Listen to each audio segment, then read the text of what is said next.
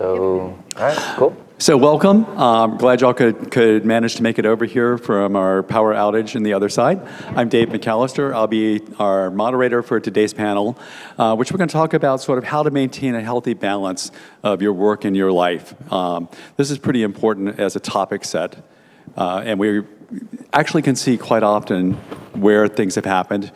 Likewise, our panelists have suffered through this themselves, but we want to find out ways that we can help you avoid this, as well as teach ourselves a little bit about what's going on.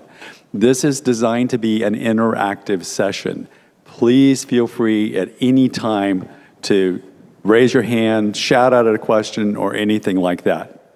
So with that, let's start off by kicking off our panelists, and I'm going to start here with Chris. Sure. So, hi everybody, my name is Chris L, just to make it simple for everybody. First thing I'm going to do is throw my biggest fear right out there. So my biggest fear is that I'm going to choke up talking to you all today about something that's really personal, but I feel as it needs to be shared because it's important that I talk about this. Succinctly, just to sum it up, in my personal life, I'm a guy with a dog, a truck, and a motorcycle. And that means it's essentially impossible for me to be unhappy. When I'm not at work, I sit on the board of directors for my local YMCA, and I also tutor refugee children. Hey everybody, my name is PJ. I'm the founder of DevRelate.io, and I'm also a board member at OSMI, which is Open Sourcing Mental Illness. How many of you are familiar with OSMI? They have some awesome handbooks on how to survive a conference. You should check that out at their booth over in the other building. I've done a lot of things in my life, and a lot of them came with a lot of questions as to whether I was the person supposed to be doing that, or if I was just kind of going through the motions because I thought that's what I should do. So that, finding that balance between, being a dad, being a musician, being a developer, being a sysadmin, being a company founder, and dealing with all the things that go along with that, and having a family, and living a life, and having a personality outside of I do tech, was something that has severely impacted my life. So finding that balance was really important to me. Hello, everyone. I'm Amanda Brazzell. I am formerly from DigitalOcean. That's my connection to the tech community. Nowadays, I actually own my own business with my husband. It's called Brazzell Business, where we do some special events and then some media related to photography and videography. But the entire basis of that entire direction is just meeting with people, connecting with community, and just generally advocating for you enjoying your life. Because work is only a small portion of that. And I'm excited to be here today to help give you some maybe practical skills on how you can engage with a healthier lifestyle in general. Hi, everyone. Can you hear me? I am Nanci Lancaster. I actually work for the Linux Foundation. My role is with content, specifically working with speakers, with the schedule, with the co-chairs, all of that fun stuff. Previously, I was at DigitalOcean, and I worked on events there as well. I have experience with burnout, taking on too much, not knowing the word no, always saying yes to everything. My family also has a lot of a background in mental health.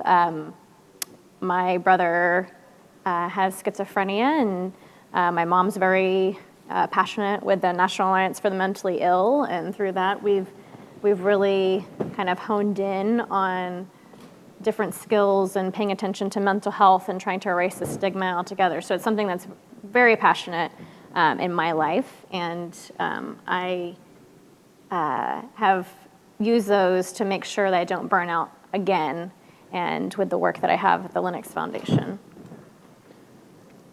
Thank you. So to kick off, we want to ask y'all a couple of questions, sort of as the first step here. So how many of y'all are feeling a little overwhelmed by the pace of this conference? Yeah, I'll raise my hand on that as well. Pretty good amount here. How many of you are feeling overwhelmed at work? I'd almost raise two hands, but I got to hold the mic on one of this. And then finally, how many of y'all visited Puppy Palooza today? Unfortunately, we didn't get to visit Public Palooza because we were off doing something else, but did it help? Yes, glad to see that. So that's really interesting. So to kind of kick it off here, let's start with a question. How did you recognize the problem? And let's start with PJ on this. Sure. So for me, I kind of recognized the problem when I had established myself in doing something for my career, and I'd researched things, I'd learned things, I was building things, and they were great, and I had no respect for what I was doing myself. And it took someone else stepping in and saying, like, hey, listen, you beat yourself up every day, and you're on a fast track to burnout, and yet at the same time, like, we all think you're doing great. And it took an outside perspective for me to actually internalize what was going on with myself. Like, I realized I was irritable, I wasn't sleeping. I have kids, and I wasn't like kind to my children. I wasn't horrible to my children, but I wasn't super kind to them either. Everything was secondary to me focusing on the fact that I was failing everything. So it took an outside perspective to be like, listen, you're doing great. You have a successful career, a great family. Why don't you take a step back and realize that's the case? And so it really took an external influence to look back and say, yeah, you know what, I do. Things are pretty good. Yeah, sure, there's problems, but at the same time, like, if I just don't acknowledge that there's problems and I only focus on the fact that I'm never going to get them done, fast track to end of life issues. Nanci? So when I recognized the problem was my boyfriend and I, we were trying to buy our plane tickets to have a quick trip to Miami, and I hadn't taken a vacation in 2 years, no time off, nothing, and I was breaking down crying and screaming because buying plane tickets was overwhelming.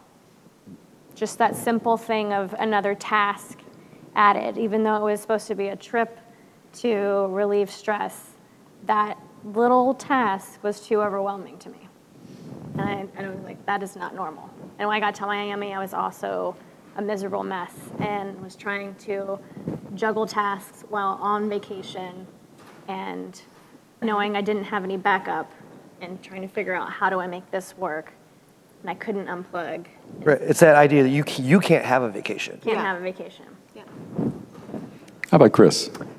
Yeah, so this is interesting. I didn't recognize that there was a problem until it was too late. I would ignore everyone who would try to give me advice, and most famously it was my own father. He would call me up and say, hey Chris, I think there's something wrong here. Just kept ignoring him, even though I couldn't sleep at night and all the signs. And eventually I got to a point where my victory for the day was going to be to get up and go to the kitchen to get myself some food and get out of bed. So I didn't notice there was a problem. And that's why I like to talk a lot about how do we know what the signs are. Because sometimes we don't, whether we're not familiar with those signs, or in my case, honestly, I was hopped up on my own arrogance. I wouldn't listen to anybody. I thought I was doing great. I'm getting great feedback at work, so I'm just gonna keep on doing it, man. But I didn't notice there was a problem. Amanda? I think for me, I started experiencing anxiety for the first time. I had never really felt like emotionally in pain. I would start to think about work while I was asleep.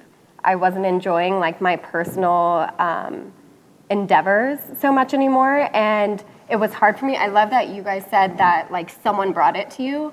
That wasn't so much the case for me. Like I was engulfed in that kind of pain, but I also recognized that team members were under the same amount of pressure and wasn't showing any really signs of weakness or struggle. So I just felt as like part of my responsibility in that workload is to just show up and suck it up, and it caused so much damage in my life. So I had to take a step back and be like, yeah, this isn't normal, even though it feels like everyone is dealing with this, right? And it's not something that I have to subscribe to. So yeah, I just felt so unhappy all of the time. Waking up, going to bed, scared to check my phone. It was just very overwhelming. Just as a reminder, feel free to ask questions of our panelists as well. And panelists, feel free to discuss among yourselves as well for this. So let's kick it off a little bit. This gets into what can we do to help ourselves, really? And I think I'd like to start with Amanda on this one.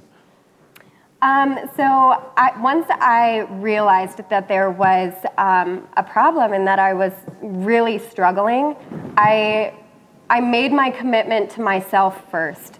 I had simple, practical things that I knew could benefit me that I hadn't actually put any application to, right? So a lot of this we're going to share with you is not revolutionary information, but rather how much of it are you actually applying.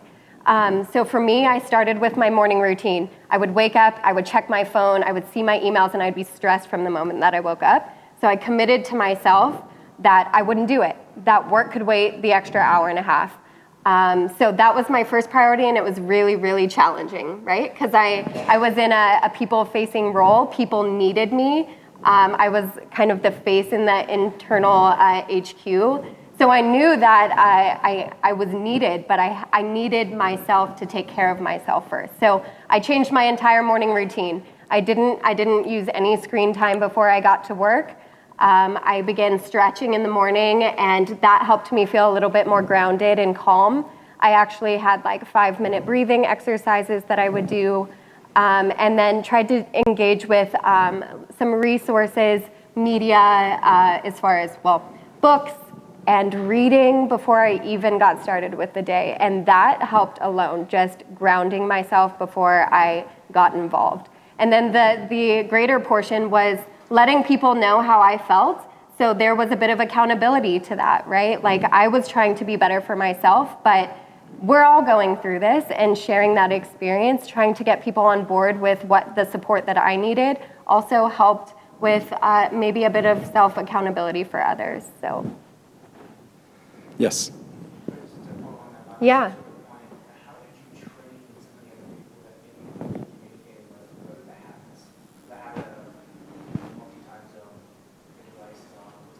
Yeah. Yeah. Right. Yeah. Absolutely.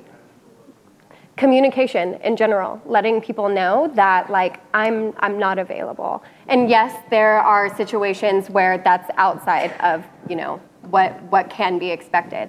But the communication in general was absolutely one of the main portions of it. And then just sticking to my guns, right? Like I'm not available, and I will not be responding during these like blocked off hours. And I do have hours on my Slack for a reason. That is because there's a lot of other life that I am attending to that I cannot split my attention to. So the greatest thing I think was the communication, and then just personal accountability to those rules, because it was my health that I was talking about. Mm-hmm. And if I'm not a healthy me, my work is not healthy. So I think once I was able to communicate that and get respect around that, then it was just a consensus across the board. Granted, it's hard for people to get on board with that, right? Especially if they're across the country and they needed me like yesterday. But work will always be there, and we will problem solve when I'm online. And I think to add to that, it can be, there's some fear in communicating that when we have this always on culture. Absolutely. So when you say, I am not going to be always on, and you need to follow through with my boundaries, because everybody else assumes that we always need to be on. We always need to have Slack on our phone. We always need to have our work email on our phone. And so, there's that fear that if you say that, it sounds like, oh, well, you're not committed. You're not committed. Oh, you have poor work ethic. You're not a team player. You're not a team player. Right. Yep. But, once you actually communicate with that, that's how you start, building this community of not always on. Right. That we become everybody kind of comes on board with that, and together we can take away that always on culture, that we need to have that work-life balance. But I think, and the key thing there too is you talked about setting boundaries and then communicating those boundaries, and you did it for your personal health, but at the same time kind of setting up those boundaries. A lot of times when you just say, listen, here's the deal. I work from 9 to 4. That's when you can communicate with me. That's when I'll respond to email. And even an hour in between there, I'm going to be eating peanut butter and jelly and you can't talk to me. But you set those boundaries, and Granted, at first people are taken aback, but after that, they're like, hey, you know what, this is actually a great idea. And you see this actually in a lot of European cultures where they've actually made it, like in France, it's a law, you cannot email an employee after 5 p.m. Yeah. That is not allowed. And companies have been fined for it. And like, you know, as long as everyone understands those boundaries are communicated properly, it generally becomes a positive thing. At first, you know, people will be taken aback and say, why wouldn't you want to always be on? There's also kind of the realization that a lot of the things we do are not contingent. They're not life-threatening things. Like, if the server goes down and we can't sell 3 more pairs of shoes on our awesome e-commerce site, no one gets hurt by that. And I think this is an overarching problem in tech, but people don't tend to understand that, you know, even if you have 5 nines availability, things will go down, people will live. 99% of us are not working at a place that is actually taking care of people in terminal conditions. Yep. Yes. Yes. So I totally agree with everything you're saying. I just wanted to know that. Please. So what about someone who doesn't feel like they have a voice? As I That's because you also, you have a voice, but we can't hear it. So what about someone who maybe is starting out in a new career or is in a really junior position in a company and doesn't feel like they can set boundaries?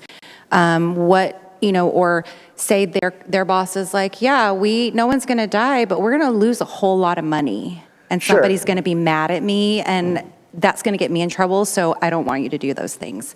Like, what do you say to that person? Well, part of that is, in some ways, it's about voting with your feet. Even if you are junior, even if you are a member of an underrepresented group, or you're brand new to the team, sometimes that job search needs to be put out, like, you know, you need to make these things clear in an interview. You say, hey, listen, you know, I'm not, you know, I will do my best for this team. I feel really good about the product. The culture here is a good fit. However, I work from 9 to 5. If that's not cool with you, I can't take this job. And that doesn't work for everybody. I understand that's 100% a privileged position. It is. And that's, but it is also difficult. Sometimes you will have to suffer along in a place that doesn't let you communicate your boundaries until you can find the place that does. I mean, I didn't make it that way, but I feel bad about it. And I feel the more that you have people who are willing to support you, especially if you are in the voiceless position, maybe it's better, instead of going directly to the manager and saying, these are my boundaries, get some coworkers and say, hey, listen, I've been thinking about this. Like, you know, I've been reading a lot about burnout and depression and anxiety in the workplace. And I really think it'd be cool if we, as a team, started talking about, because when there's more than one person, that always makes it easier. Right. So I want to talk about that a bit, because I was in a situation, I got hired out of college, and the company's policy was kind of like, put a piece of paper in front of him, he has no choice but to sign it. Whatever the salary is, it doesn't matter because he's got no other options. So I was in a situation where you really couldn't do anything. My best piece of advice is to get someone externally who can coach you through it. I was really lucky to meet a guy, I will not mention his name. Guy had been through the gamut in corporate America. Eventually lost his wife due to his job getting out of control, moved down to Costa Rica with his dog. So get someone like that, and who is not afraid to tell you what he or she sees as the hard truth, will advocate on your behalf, knows enough people to potentially find you another gig, and like I said, is not afraid to tell you like it is. That's my And best honestly, advice. we don't have a perfect answer for you, No. right? Yeah. And Right. that's part of the reason we're wanting to have this conversation, so us as a collective, right, can start to hold the companies that we're serving accountable and making a space for that, and that's a collective voice. So I'm glad that you're all here, and I hope that you take that information, because we're in this together, and we need to care about each other. And so I'm hoping that starting that conversation and being a collective will drive that kind of importance up, and there begins to be more of an accountability for that. And I think, like, for you had said, you know, you feel voiceless. Right. And I think that already puts you at a disservice to yourself. And I think you need to, Oh, you can't say. Okay, okay, the general you, if someone were to say, oh, I feel like I don't have a voice, well, it doesn't hurt to just try. You know, like go to your manager, voice your concerns, say this is too much, you know, and if they come back and say, well, I'm sorry, you know, everybody's doing this, so you have to take it, then that should be a red flag, like do whatever you can to get out of there. I mean, my sister actually, she was laid off recently. She had 2 job offers at these companies, and she started the first week. She said, I need to work from home on Wednesday for my kids. They had an issue with that. She took off and went to the other company. It was all remote. I mean, she was able to do that because right out the gate, like they weren't going to accommodate her needs. And so I think just voicing your concerns, having those options out there, you know, there are options. You aren't stuck where you are. I had a comment, and a lot of it's been answered, but I would say, having had a long career in tech and a lot of different positions in different companies, that 2 things. A young person that comes into a job, say their first job, they're not going to know that they need boundaries. Right. Right? Sure. I mean, that's Absolutely. not something they're ever Yeah. taught. They're just so... The other thing I would say is that once you learn you need boundaries, it really is an expectation you start day one. If you let yourself be taken advantage of again and again, Yeah. it will be assumed that people can do that. Absolutely. And we all know people who don't do that, and we all know people that do. Yeah. And so it's, you know, once you learn, because you're not going to know it day one. Yeah. That's right. So, Personal you know, it is, I think, on the management and the people around you to help you with that. If they don't, then once you learn it, you have to do it, because, you know, and people will be fine with it. It's just when you know, people don't have issue one way or the other, I don't think. It's when you're sort of, you know, they can't figure you out. Right. But if they can figure you out, they say, fine, I know that person, 5 o'clock, they're gone, I'm not going to find them. Yeah.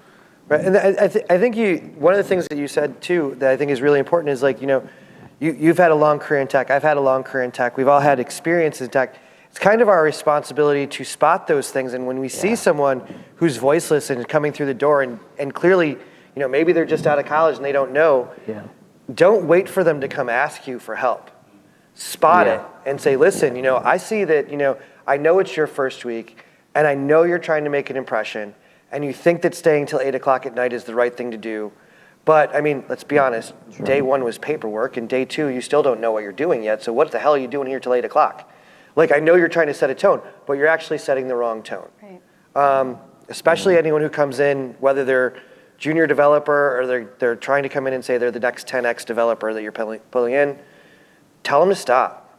It's not healthy, because if, in the same way that, you know, one bad person in an environment creates an entire toxic environment, management is not really willing to step in and stop it as long as production stays up. Right. So that actually is a great segue to the next question. So we've been talking about what we as individuals can do. What do we feel like can happen with work? Where are the work policies that can change? Where are the both things that can make life a little better for all of us? Let's start with Chris this time. You've been quiet. Sure. Yeah. A more philosophical comment on the part of both the company and ourselves. And I don't mean this in any type of offense. We're all very passionate. That's why we're here. But we have to understand that there is more to life than what is here. For me, I have a dog. I love going hiking with him. Again, I tutor kids. One of my dreams one day is to move one of those kids into college. It's going to be the best day of my life. That's what matters. You know, helping out in my community, like I said, spending time with my dog and going hiking. That's what means something to me. Yeah, I'm passionate here, but there's more to life. And for both parties to understand that, both the employee and the company. Other comments? Yeah, I'd add a little bit about that is go into each position with the understanding, first of all. So every company you work for will have some form of HR, formalized, not formalized. HR is not there for you.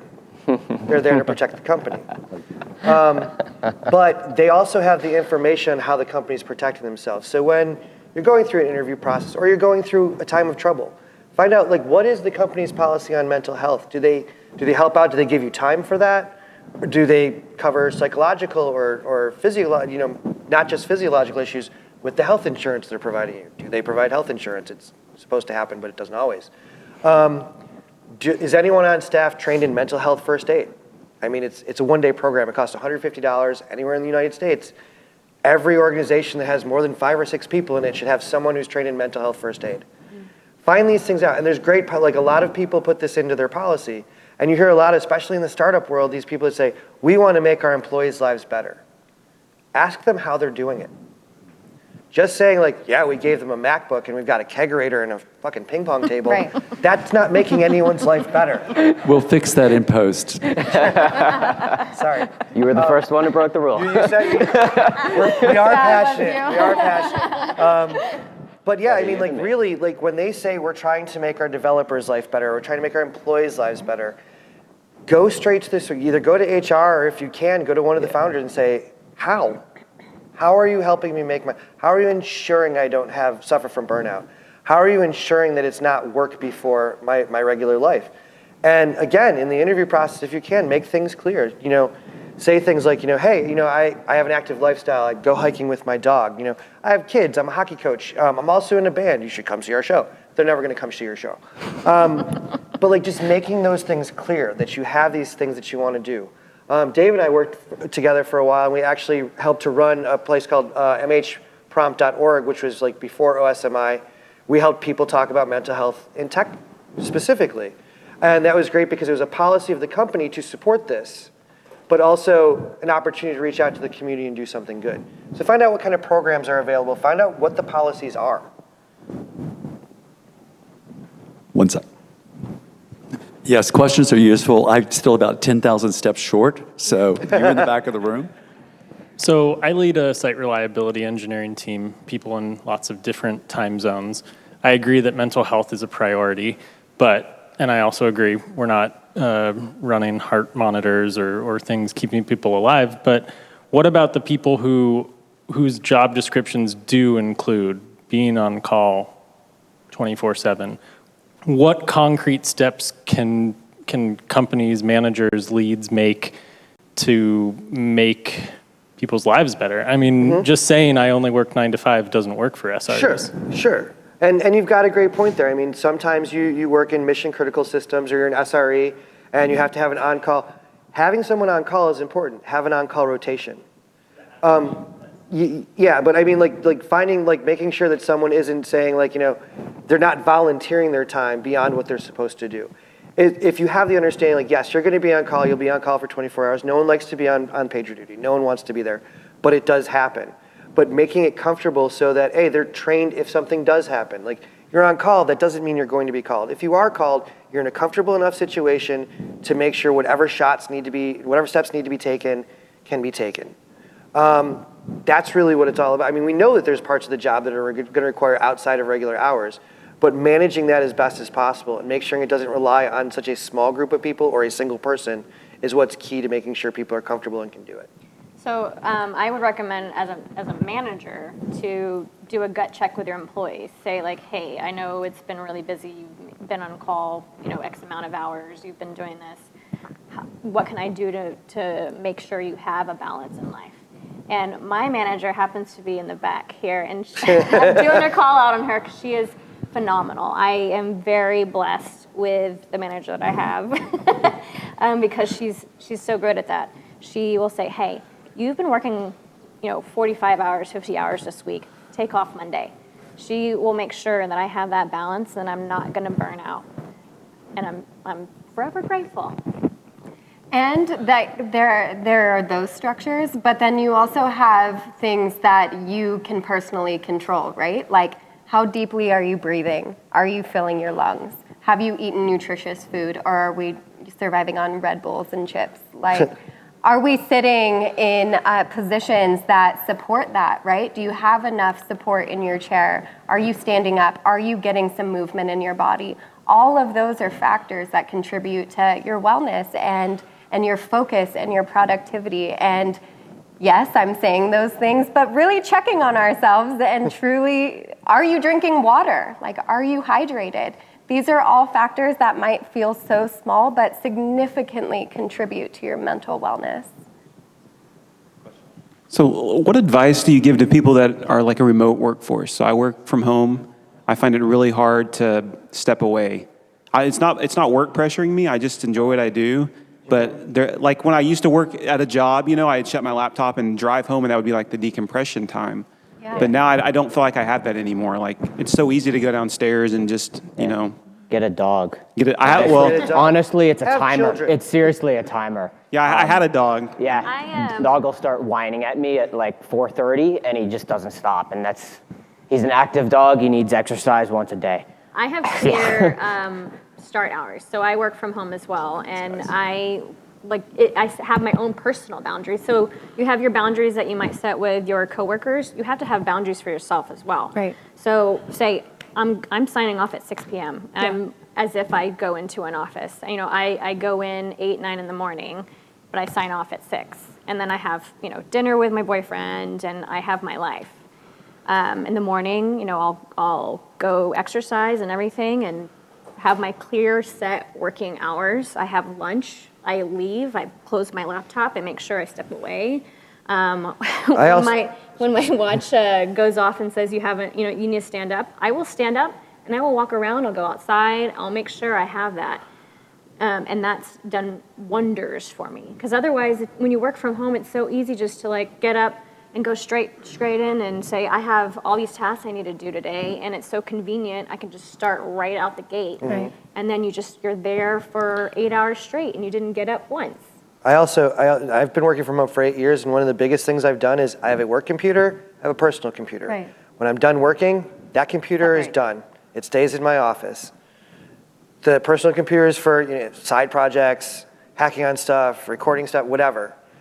It's a separate entity altogether. So I have to stop working. Like my setup's completely different on the different machines. So even that little step makes a difference between work stuff and other stuff I do on computer outside of work time. And at DO, they provided training right when you start as a remote. Like, we give you all of, I say we, I was very invested with the remote.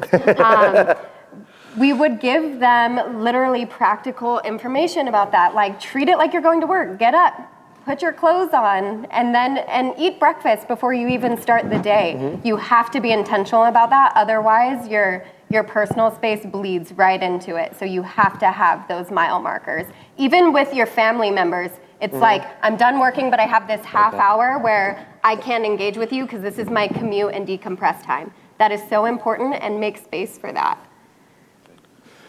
We are running very close to time here, so final comments from my panelists here. You haven't started yet, Nancy. So, like I said, for me, it's all about setting those boundaries. And one of the most important phrases that I have learned is, when do you need this by? So often you're sent like, hey, can you do this right now? Hey, what can you tack on this? Can you do this? And you think it's ad hoc and you just have to do it right there. You're like, oh yes, I can do it. Ever since I switched to when do you need this by, it's normally like, oh, I just need it in like a week. No rush. It's a game changer. And you just put that task up, have like a deadline set for yourself, and then there's your time management, right? So that's my biggest piece of advice. When do you need this by? Yeah. Amanda? I think my final comments would be, you matter, and please take care of yourself. Oh my gosh, for the love of God, just take care of yourself. Work is only a small portion, and the better that you can take care of yourself, the better that you can contribute to the work and the communities that you're involved in. PJ. Yeah, my final comment, it's kind of cliche, but it's been said so many times. Nobody sits there on their deathbed saying, man, I really wish I got more work done. Yeah. Take that in stride. Understand, work is work, and it's great, and it's important. We learn from it, and we build our lives from it, but at the same time, it's a means to an end. It's not everything. It's not all-encompassing. Take time to be with people. Take time to focus on yourself. If you get a therapist, have someone you can talk to that maybe is outside of work, doesn't even understand all this Kubernetes stuff anyway. They don't care. They care about you. And if you're not caring enough about you, you need to take steps in the right direction. So, A, start caring about you. Look at yourself. If you're not lucky like Chris and I to have someone externally come and say something, analyze yourself. Say, you know what? The very least I could do if I'm not finding anything wrong is I can schedule one appointment and go see a therapist and just talk for an hour and see how I feel afterwards. Take that step and see if that helps improve your life. Chris, final comments. Chris was also our organizer, so. Sure. So if you're active on the Twitters, this probably doesn't come as news to you. You've probably seen tweets come out of me that the CNCF has retweeted and whatnot.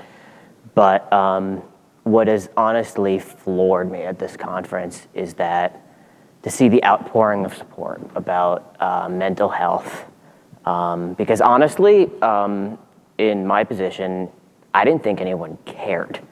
So it's been amazing to see that people are accepting and starting to realize that, yeah, this is an issue.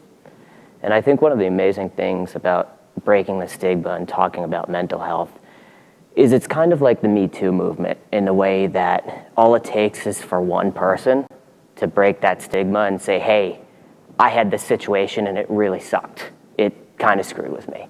And everybody else starts going, yeah, man, I get it, me too. So in my closing remarks, my request to all of you would just be to put yourself out there and talk about it.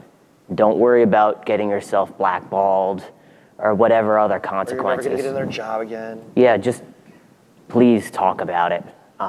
Because the good part and the scary part is there's a lot more people than you think, or you may think, that have experience with this.